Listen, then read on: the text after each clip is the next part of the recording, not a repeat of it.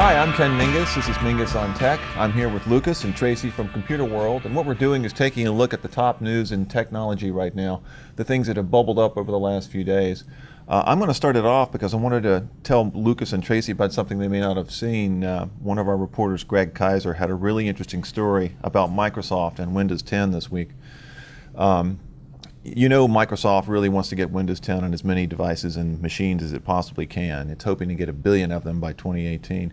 But what's interesting is that the company's getting really pushy. I don't know whether you saw Greg's story, but with the recent updates they've been putting out for Windows 7 and Windows 8 machines, they're changing sort of under the hood settings that make those machines ready to receive Windows 10, even if the users don't want it yet. This has been a big issue going back even to last spring and summer when Microsoft had launched a nag campaign, was nagging everybody. And Greg talked to the developer of a little tool that had been created to sort of stop those nagging messages from popping up on people's computers. You know, Windows 10 is getting a lot of good play. It seems to be a pretty good operating system. I think Microsoft is happy with where they are right now. But what they're doing is they're setting up people's computers so that once we get into 2016, Windows 10 is going to start downloading. And I'm not sure that if I'm a Windows 7 user and I'm not ready to upgrade, that that's exactly the right tack. So I just wondered if you guys had seen that and what you thought about it. I mean, I saw it, and I'm not surprised by it, but you know, Windows machines tend to have a lot of crapware on it anyways, and just seems like one more piece that's going to be shoved in your face as you're trying to work on your computer. It's what I don't like oftentimes about Windows is that you get a lot of these pop-ups. Yeah. And you know, as I'm doing my work, I don't want a window to pop up in front of me and stop what I'm doing. So now that they're even forcing you to upgrade to the next operating system, that's even more annoying. You know, I don't mind an occasional pop-up saying, "Hey, guess what? We have a new upgrade." Every computer does that. You know, even Macs do that. But to have something that's going to force it on you, and you have no you have no option to stay with Windows 7 or 8.1 if you happen to be very comfortable with those? Yeah, well, I mean, I should clarify, it won't force you to install Windows 10. What it'll do is it'll force the download to your computer. Right. And Microsoft's been pretty upfront about it, saying that this is something they want to do. They want to change it from a recommended installation to something a little more firm. The assumption being that people who may just not have gotten around to upgrading yet will finally go ahead and hit the button and say, okay, finally I'll take it. One thing I thought was a little alarming, I mean, did I read this right, is that they're putting it into the system upgrade, the system update, so you just think like, oh yeah, I need to update my system to keep it, virus and et cetera. And now it's like in there as opposed to separate message. Right. Yeah. What they're doing is it changes some settings in Windows Update, and what it will do is, and this is what's annoying to some people. People, not everybody has broadband. They don't have a lot of bandwidth, and so you may be working on something, and if you've got a narrow pipe for your internet coming into the house, and suddenly you've got this multiple gig operating system that has suddenly decided to download when you were trying to avoid it. Again, Microsoft has said we're going to push this as far as we can. They've already got, I think, about 150 million devices and PCs that already have Windows 10 on it. But the uptake rate has been slowing. That's another part of this, and I think it's one of the reasons they're getting kind of pushy. Do they have like a breakdown? I mean, some of this stuff is pretty sophisticated, and the guy who's done this tool has had to keep redoing his tool to keep up with the stuff that's going underneath. Yep. So to me, it sounds like the resistors are probably a more sophisticated audience than like my mom, who just clicks yeah when the button comes up, right? So are we starting to get into like a two-tier system of the resistors are sort of the more sophisticated users who's been able to ignore this stuff or work around it? Yeah, I mean, anybody that's got this tool already knows that they don't want Windows 10 right now. They may never want to go to Windows 10. Maybe there are some programs that they've got that only work with Windows 7 or Windows 8, and they don't want to make the jump. And again, they're not going to be forced to. You do have a last option not to install it. But it just seems that Microsoft, in its zeal to get Windows 10 out there as far as possible, might be overstepping some bounds. I've never seen this with OS X. Apple's never pushed an operating system to me. Sorry, I'm a big Apple fan. Do you ever wait? What can I say? You're going to continue to get a pop-up window, though. Yeah. I mean, whether you if you don't upgrade, they're going to keep pushing this on. You'll, right? Yeah, you'll continue to get nags, Yeah. and because they want everybody off of Windows 7 and Windows 8, Right. and they're trying to get everybody. This is more consumery right now because enterprises really aren't going to upgrade until probably 2017, 2018, because they'll have to get out of Windows 7 by 2020. But anyway, I thought it interesting, so if you're a Windows 7 or 8 user, you might want to keep an eye on your Windows updates and make sure you're not getting Windows 10 before you think you're going to get it. Is there like a time frame? I mean, it looks like what Greg is saying is they're sort of moving towards some kind of, do we have like a date for next year where like watch out, all this stuff is kind of coming together, or we're still No, following? not yet a date. They said early 2016. So I would say once we get past the first of the year, you might want to keep a very close tab on those Windows updates and make sure you're not getting an operating system before you're ready. Right. Surprise. Yeah. So anyway, that's one of the things that I had picked up on this week. Something else I wanted to talk about was, and this has been in the news lately, is the sort of the cross-pollination between technology and sustainable IT, renewable energy. There was a big announcement out of Paris where President Obama and Bill Gates were talking about, I think, was it doubling money for research Yeah. and development Yeah. over the next few years? So, Lucas, you wrote about that, and I Yeah. was just, wanted to find a little bit more about what's going on there and whether that's, going to make a difference. Yeah, and it's a funny thing with clean energy and renewable energy. People really get in an uproar over oil and clean energy. You'd think it would be an obvious thing, like we want to reduce carbon emissions, but I think people feel like this is being pushed down our throats as well, like we were just talking about with the Yeah. Windows. They feel like there's too many subsidies being given to these companies. Then other people on the other side of the coin, people are saying, well, there's not enough being done. So what these 20 countries, including the United States, have agreed to is doubling the R&D money that they're going to put into renewable energy, clean energy. That's going to bring it to about $20 billion. The United States has been putting in about $5 billion to research and development of clean and renewable energy to date. So they'll double theirs to $10 billion. Bill Gates just put out a paper, and he pointed out that clean energy R&D in the United States is 0.4% of how much we actually invest in energy altogether. So it's a tiny slice of the amount of money that's going out there.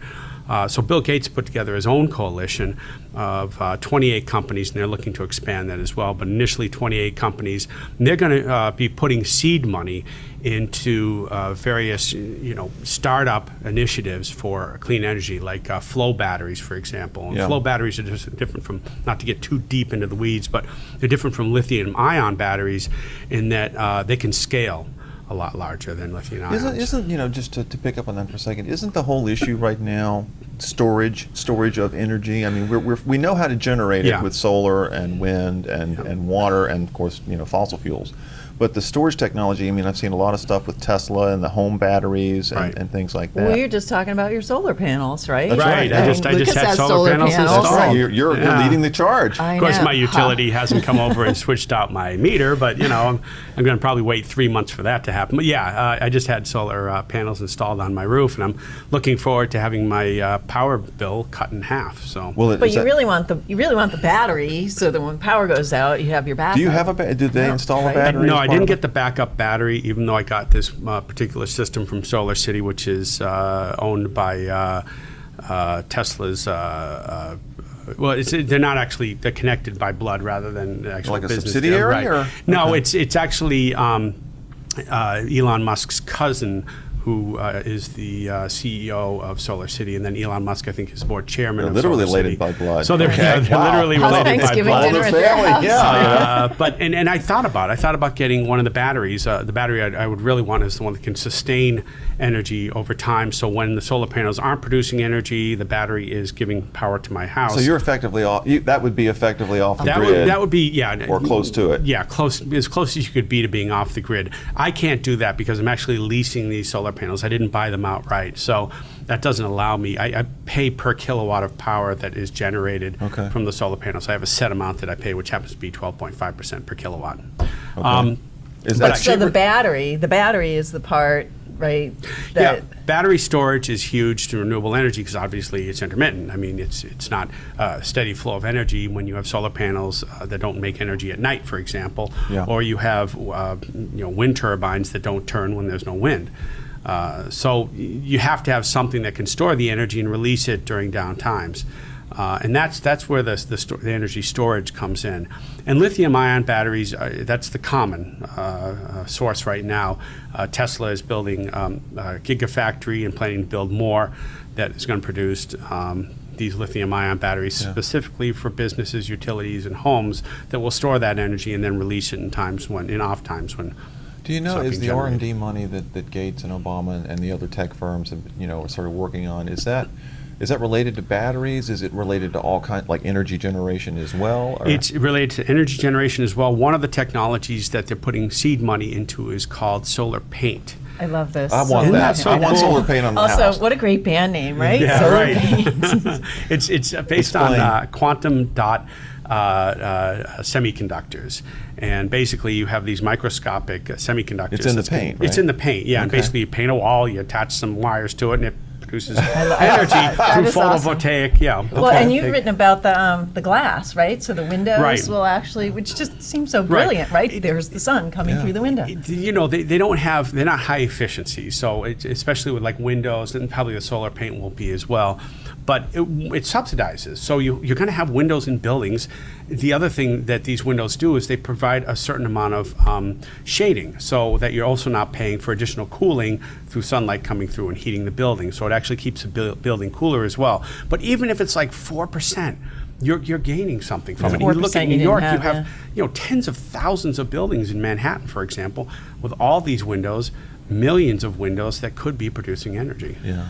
My son was showing me this really cool thing.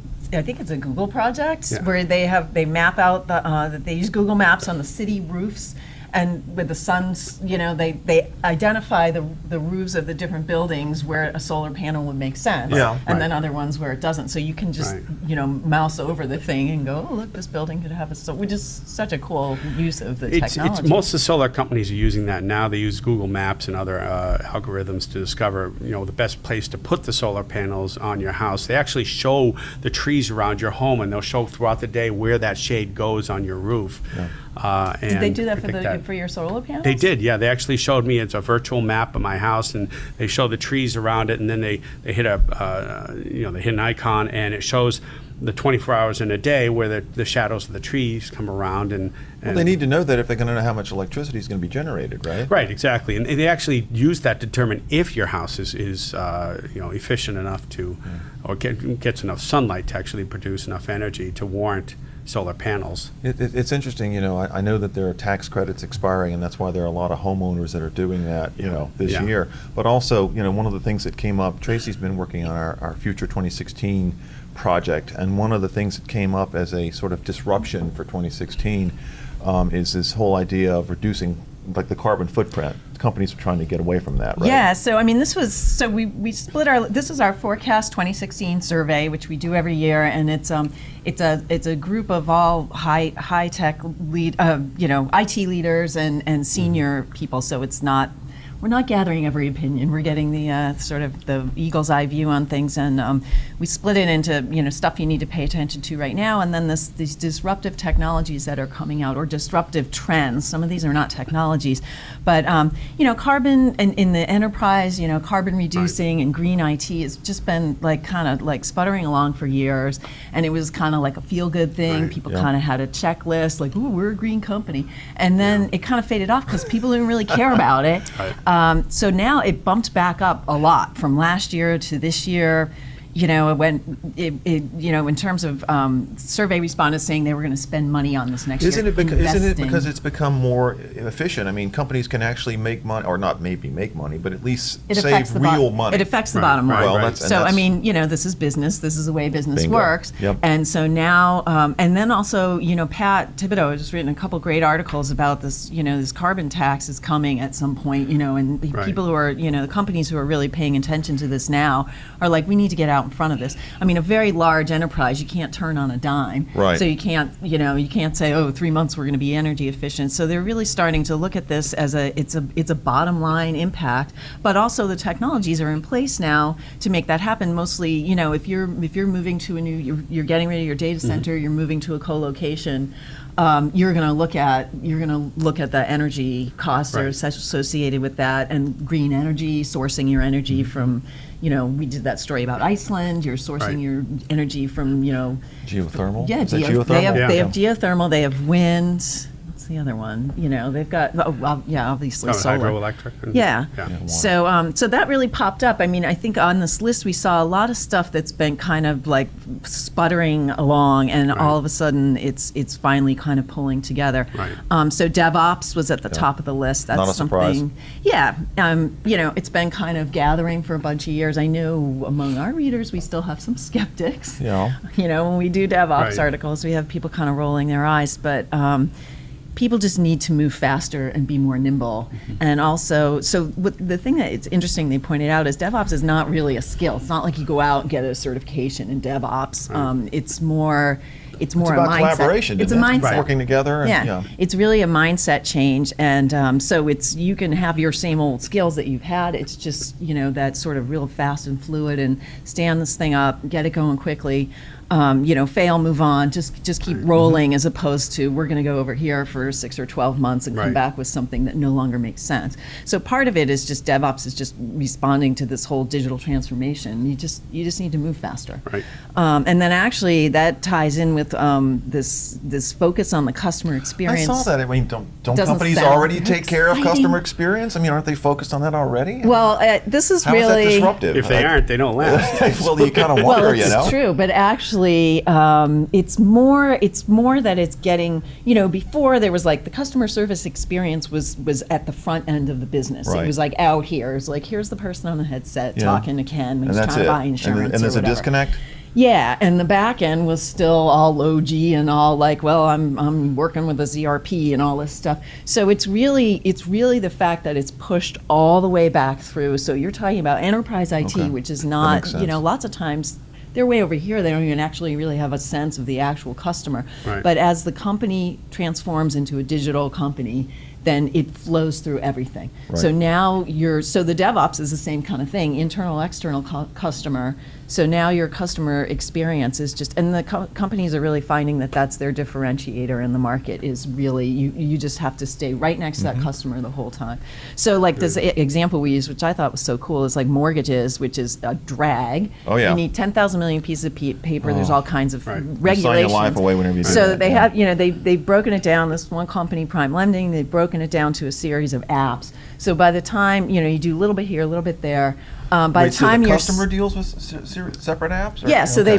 they broke the process down Yeah. into, do this now, do this now. So by the time you're standing in the house, and you know what the housing market is right now, you're standing in a house you want to buy, you're in a bidding war, you can literally get your mortgage approved while you're standing there with your phone. Right, so that's absolutely, that's digitization that of idea. all of that paperwork, but it's also everybody has a phone in their pocket now, right? So Yep. they're being driven by the customer, but they're being driven by the back end too. So that one's kind of, it That's doesn't really sound interesting. exciting, but it's no, really. if you're buying a house, or anyone who's bought a house or dealt with a mortgage can appreciate an app on your phone that allows you to qualify right away, or give you. But an initial- qualifying is just a. That's the yeah, start. Well, no, I this know. is actually. Yeah, I I mean, think it's that's- actually the approval. But obviously, you've done all the stuff beforehand. But if someone bids up another 50,000, you're like, ooh, we're Yeah. right on the edge Yeah. there. So now you have that Bid information. wars on your phone for your house. While Right. you're in it. And then, also related, we've been writing for a long time this IT market alignment. IT and marketing have not always been friends. Yep. But if you have to be friends now. There's really just no way around it. And it's mostly because not so much in IT, but really marketing has just become completely digital. Right. So they're actually the suitor in this game, which is they can't go off on their own anymore, because every single thing they do is now digitized, and they need the analytics, Right. and they need all the stuff that IT can provide. So the happy companies, everybody's on the same page, but otherwise it's really marketing being like, we need this, and this from you guys right now. So that's one of those things that it's been, some companies were doing it before others, but it's really, if you're not doing it this year, you're going to be left behind. Yeah, there's a lot of insights in that package, and in our next episode, I want to take a look at some of the predictions, the bold predictions for 2016. But I think we should leave it there for now, and I think that's a wrap for us for today. Cool. We'll be back All right. soon.